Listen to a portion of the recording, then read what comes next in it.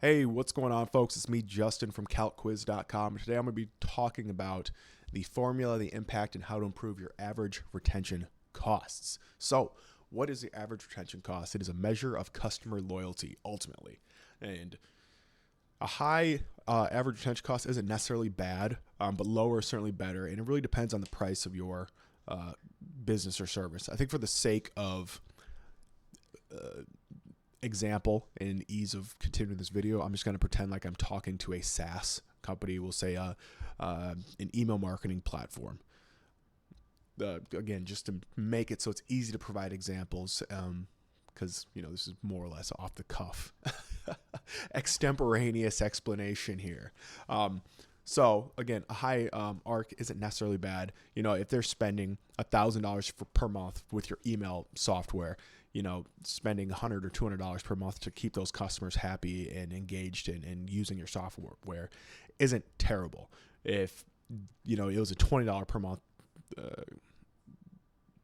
software and you were spending $17 to keep every customer happy, well, that's your margins are getting a little bit tight there.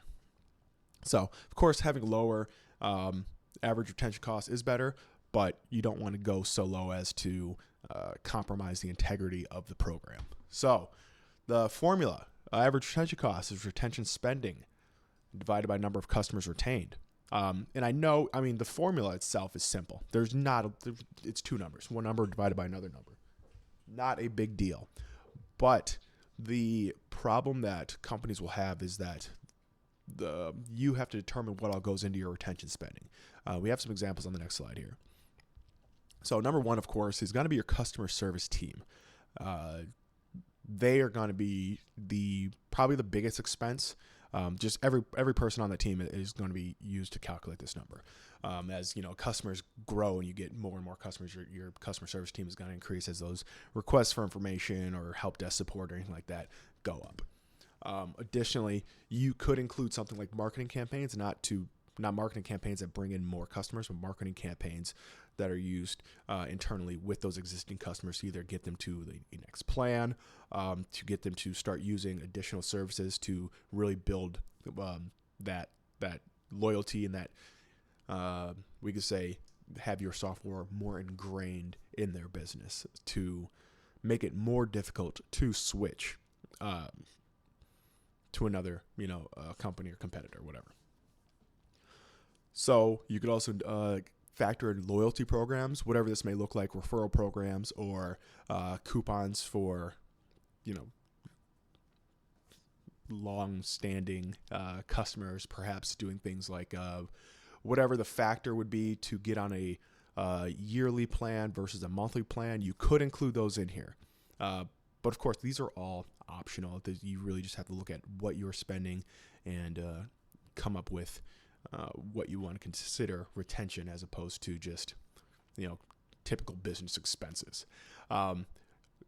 Lastly, you could think about including employee training costs in retention spending, and this would be less, not your developers learning, or going sent to some boot camp for the weekend or whatever the case, or a week, but more along the lines of your customer service reps going to or getting some kind of training course to develop a system for responding to help desk requests faster, whatever the case is. So that's kind of, again, this is why retention or average retention cost is a little bit hard to calculate, because there are so many factors that could go into it, some that you could exclude.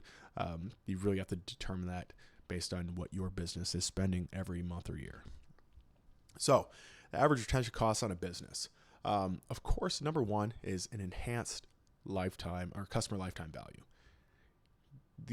As we all know, as it says here, it costs more to find a new customer than to keep your existing customers around. Again, if you have them ingrained or have your software ingrained in their business to the point where it would be very detrimental to switch and to be a pain to switch,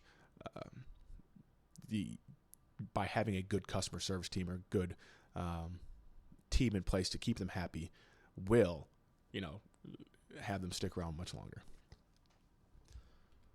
So, how to improve what you want to do is have just exceptional customer service. That is ultimately that is number one. If you have if you are slow to respond to questions, if you have an email set up, an inbox that just nobody responds to it, like, people are gonna go, okay, well, I don't get the support I need.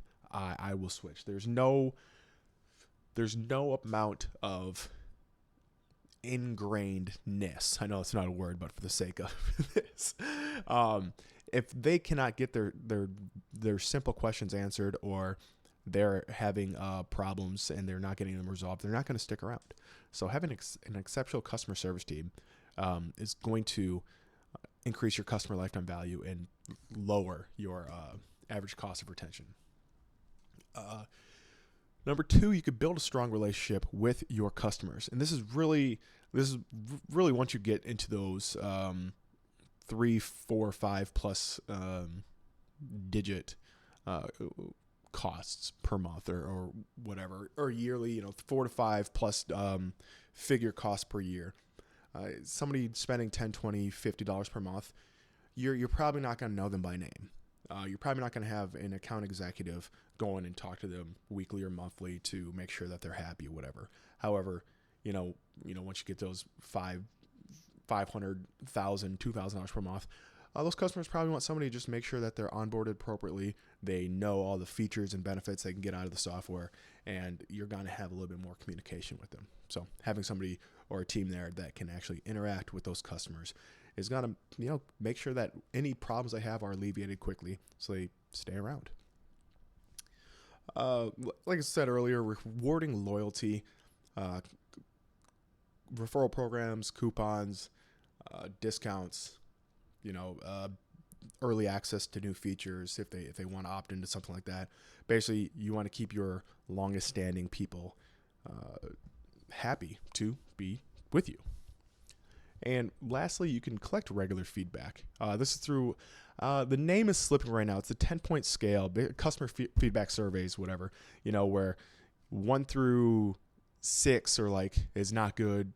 7 or 8 is like, okay, we have some problems we need to work out. And then 9 and 10 is like, okay, these people are completely happy. Sending out regular customer feedback to new customers, existing customers, legacy customers. That way, hey, what are these people happy? What do we need to change? How can we improve? Do we need more communication, less communication? Do we need to update our FAQ? Or start including, articles about how to use the software, or, different, email marketing campaigns and their impact on businesses and things like that. So, basically just asking your customers, hey, are you guys happy? Are you guys happy with the software we're providing? And if they are, great. And if they aren't, well, got to fix it.